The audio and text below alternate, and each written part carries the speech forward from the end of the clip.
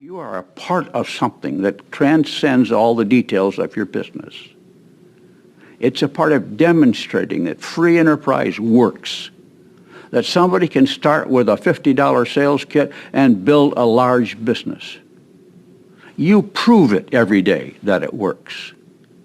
And you prove it by overcoming the obstacles that you have to deal with.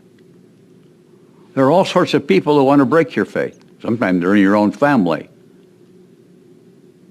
And sometimes they're just so-called good friends who think you're crazy for doing what you're doing.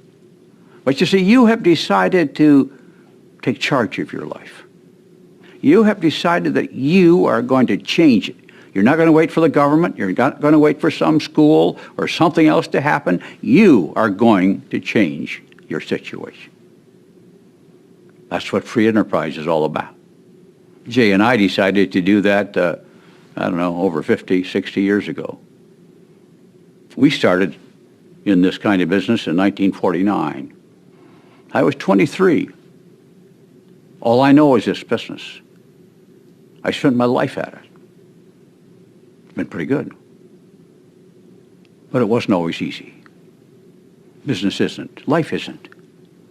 But to those who can overcome the obstacles, rise up when difficulties arise,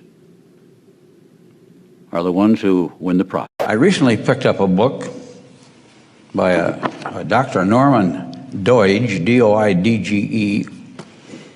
He's a brain guy, psychiatrist.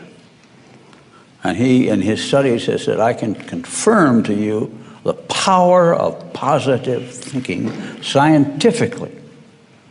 Because so many people ridicule that whole idea of positive thinking. I can show you positively that turning yourself into a positive thinker will change your brain and how it functions and how you think about yourself and what you can accomplish. Now, it's been laughed at in most of my life, and people say, oh, that's just wishful thinking. Well, I don't think it's wishful thinking. Norman didn't think it was wishful thinking. His was all biblically based. And Bob Schuller did pretty good with it. I did pretty good with it. Starting at the bottom on Amway is wherever you are today. Everybody starts at the bottom. And there is no advantage to starting 10 years ago as opposed to starting today. In fact, it's better today than it was then. Our products are better, our line is better, our plan is better, it's more proven. It's a better plan today than when we started.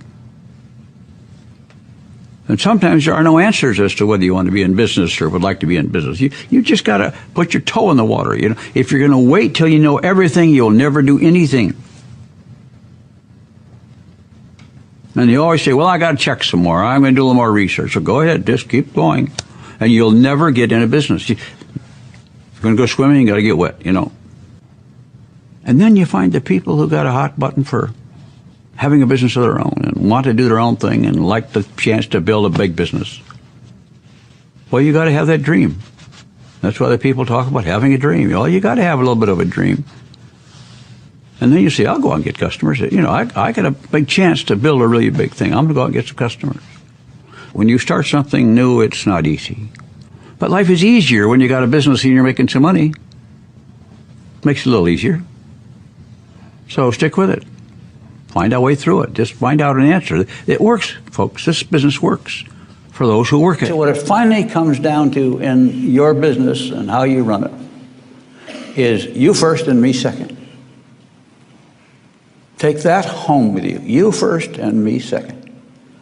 The first thing you want to do is help your people succeed, and then you succeed. Just keep it in the right order. It's not you succeeding and then hopefully they come out okay. It's all about them, not about you. And I think that was the foundation of our business. You know, Jay and I never talked about how much money we made or how much money we wanted to make. We talked about how big we'd like to have our business, but it was never a personal financial goal. But our focus was on how we could enrich the lives of our people and make them better.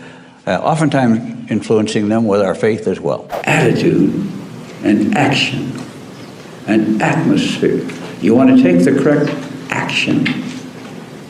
Action is determined by your attitude. And attitude is determined by your atmosphere.